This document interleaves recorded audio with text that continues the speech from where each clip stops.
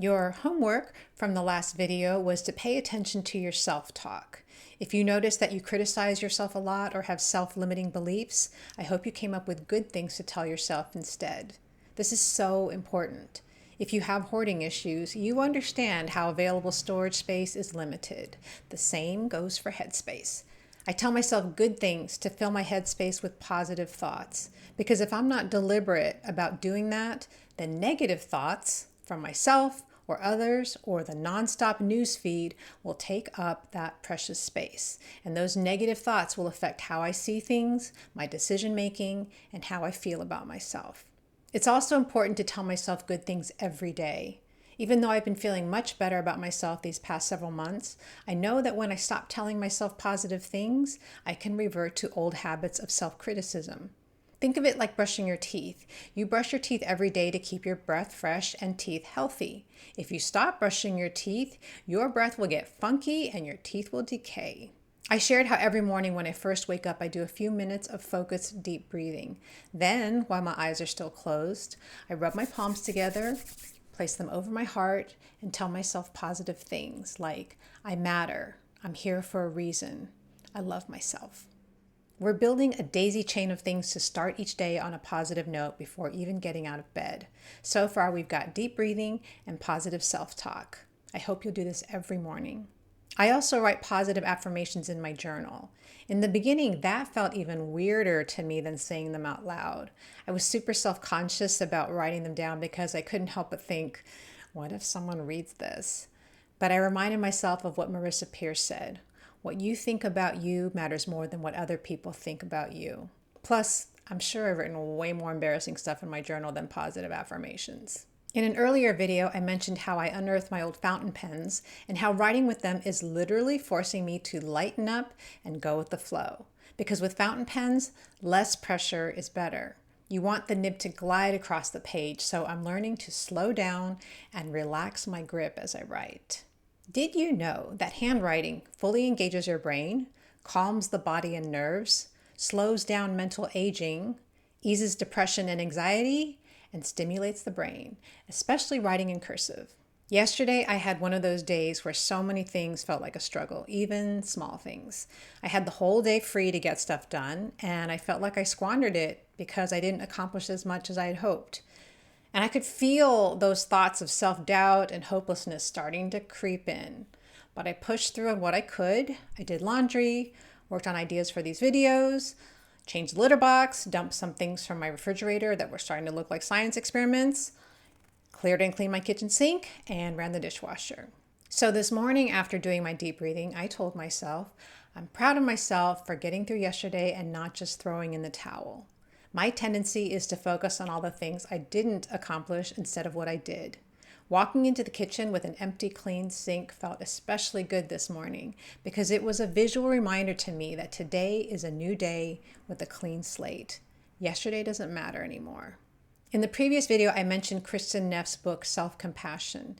It's a book I highly recommend borrowing from the library if you can. There's an exercise I'd like you to do from her book that moved me to tears, and I recommend writing by hand rather than typing on a keyboard. I'm going to read through the exercise, but there's also a link below for those of you who prefer to go off a written description. I forgot something. In a very early video, I contemplated using the blank side of my college diploma to write my shopping list and then tossing it in the recycling bin. But I ended up using it as the cover of a hand-bound journal instead. Of course, then I was afraid to actually write in it because then it wouldn't be perfect anymore. But perfectionism challenge, right? I decided to use it for written exercises and journaling having to do with my recovery. So if you have notebooks that you've been saving for the perfect use, Emaine75, I know you do, and sorry if I pronounced your username incorrectly, I hope all of you will be brave and use a favorite notebook for this exercise and others in the future. Okay. Now back to our regularly scheduled programming. Everybody has something about themselves that they don't like, something that causes them to feel shame, to feel insecure, or not good enough. It is the human condition to be imperfect, and feelings of failure and inadequacy are part of the experience of living. Try thinking about an issue that tends to make you feel inadequate or bad about yourself. Physical appearance, work or relationship issues, etc. How does this aspect of yourself make you feel inside? Scared, sad, depressed, insecure, angry? What emotions come up for you when you think about this aspect of yourself? Please try to be as emotionally honest as possible and to avoid repressing any feelings while at the same time not being melodramatic. Try to just feel your emotions exactly as they are, no more, no less. Now think about an imaginary friend who is unconditionally loving, accepting, kind, and compassionate. Imagine that this friend can see all your strengths and all your weaknesses, including the aspect of yourself you have just been thinking about.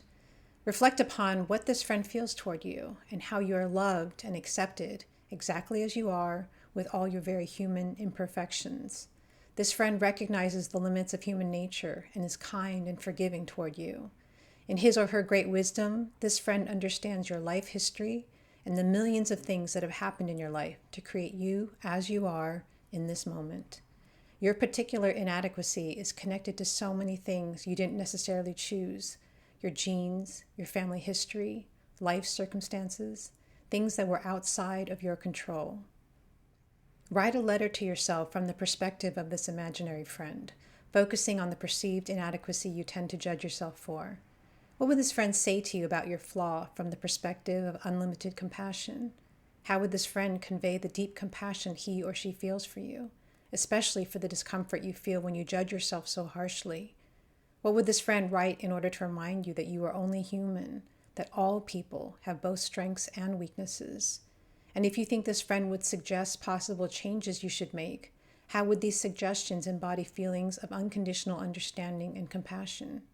As you write to yourself from the perspective of this imaginary friend, try to infuse your letter with a strong sense of the person's acceptance, kindness, caring, and desire for your health and happiness.